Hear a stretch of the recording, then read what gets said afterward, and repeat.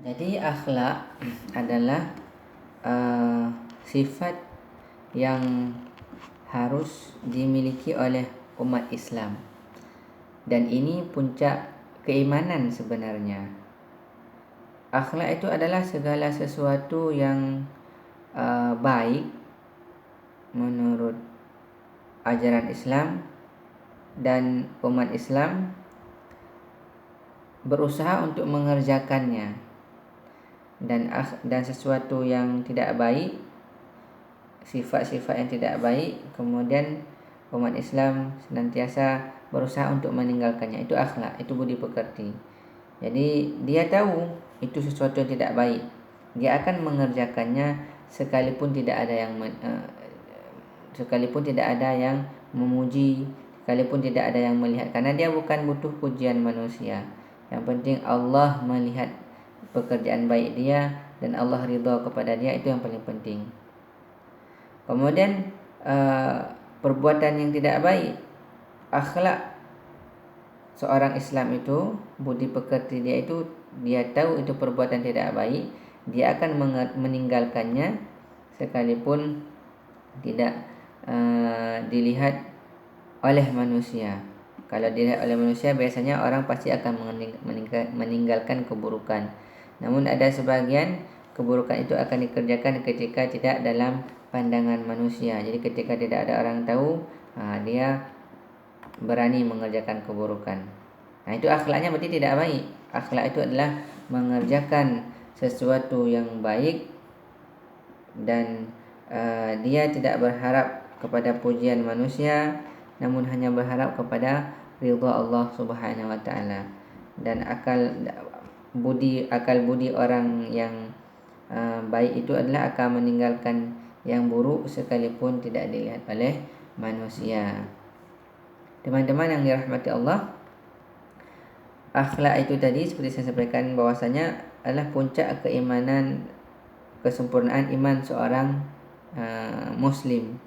Nabi bersabda, akmalul mu'minina imanan ahsanuhum khuluqan. Orang yang paling sempurna imannya adalah yang paling baik akhlaknya. Nah, di sini dia. Jadi akidah dan syariat tadi yang sudah kita bicarakan bermuara kepada akhlak.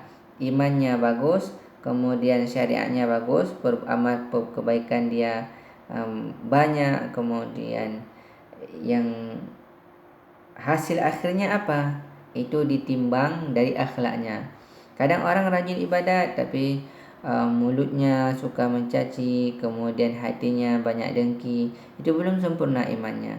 Bahkan Rasulullah sallallahu alaihi wasallam bersabda, "Innama bu'atstu liutammima makarimal akhlak." Sesungguhnya aku diutus untuk menyempurnakan akhlak yang mulia.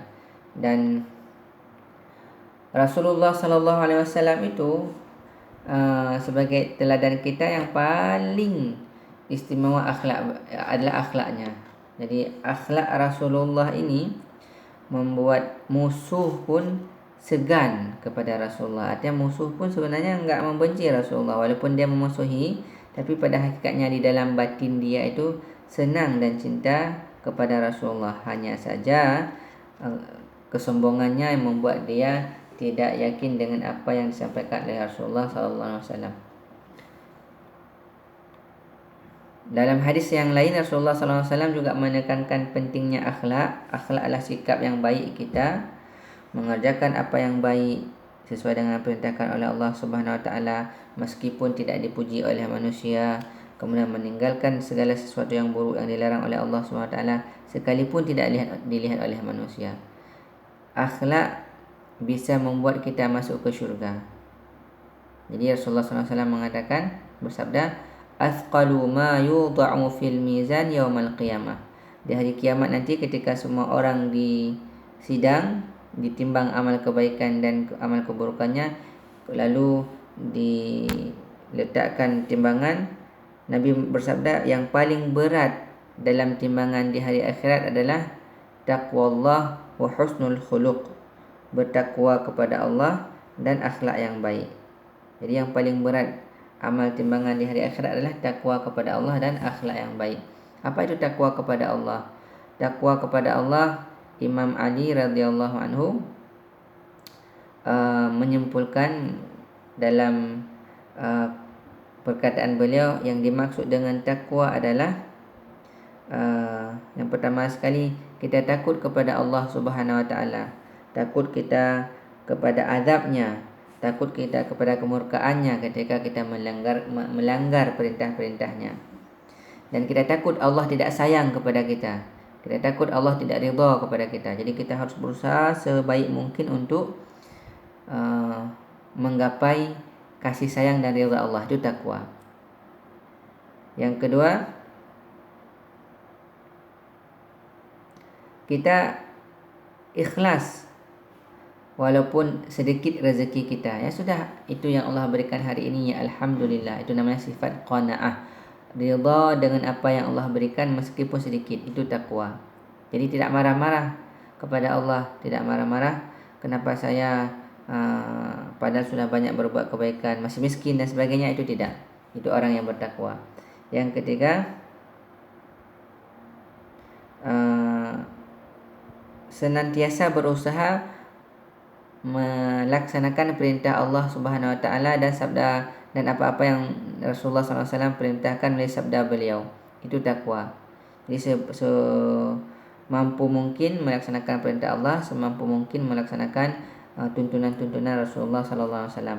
Dan yang keempat, orang yang bertakwa itu adalah orang yang senantiasa mempersiapkan hari kematiannya. Maknanya apa? Dia selalu ingat, ya Allah, apa yang akan aku pertanggungjawabkan nanti ketika aku mati? Apa yang aku jawab nanti ketika aku mati? Itu orang yang bertakwa. Ini hal yang paling berat dalam timbangan akhirat. Nah, satu lagi, husnul khuluq. Husnul khuluq itu adalah sikap yang baik dari kita, meskipun tidak di depan manusia, karena kita yakin dengan akidah tadi bahwasanya Allah Maha melihat. Semua yang kita kerjakan tidak akan sia-sia di sisi Allah SWT. Kalau itu kebaikan, Allah akan balas kebaikan. Kalau itu keburukan, maka Allah akan catat sebagai keburukan dan akan mendapatkan ganjarannya. Sehingga ada orang yang datang kepada Rasulullah, ya Rasulullah, mad dinu ya Rasulullah, apa itu agama? Agama Islam itu apa ya Nabi? Kemudian Nabi menjawab, husnul khuluq. Agama Islam puncaknya adalah akhlak yang baik. Jadi Muslim yang baik adalah yang bagus akhlaknya, yang bagus perkataannya, yang bagus pakaiannya, yang bagus sikap gerak-gerik dan tindak tanduknya. Itu adalah seorang Muslim yang baik.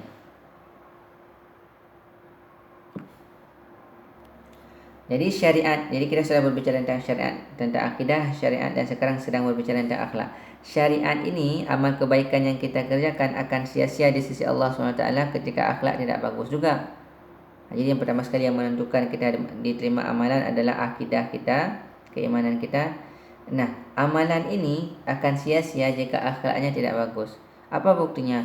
Rasulullah SAW pernah ditanyakan tentang seorang wanita. Ya Rasulullah, ada seorang perempuan yang sangat rajin berpuasa dan sangat rajin qiyamul lail, sangat rajin mendirikan malam untuk salat tahajud, untuk membaca Al-Quran. Akan tetapi dia buruk akhlaknya. Dia suka menyakiti tetangganya dengan lisan dia. Lalu Nabi mengatakan, la khaira fiha. Yang orang seperti itu tidak ada kebaikan padanya. Hiya min ahlin nar, dan orang itu adalah masuk dalam salah satu kategori penghuni neraka. Subhanallah. Orang yang rajin berpuasa, orang yang rajin salat tahajud, mendirikan malam dengan salat, dengan membaca Al-Quran, menghidupkan malam dengan itu kebaikan-kebaikan itu semua. Namun karena akhlak dia tidak baik, sikap dia kepada tetangganya tidak bagus, dia sering menyakiti tetangga dengan lisannya, maka Nabi mengatakan orang seperti itu adalah orang yang tidak baik dan tempatnya di neraka.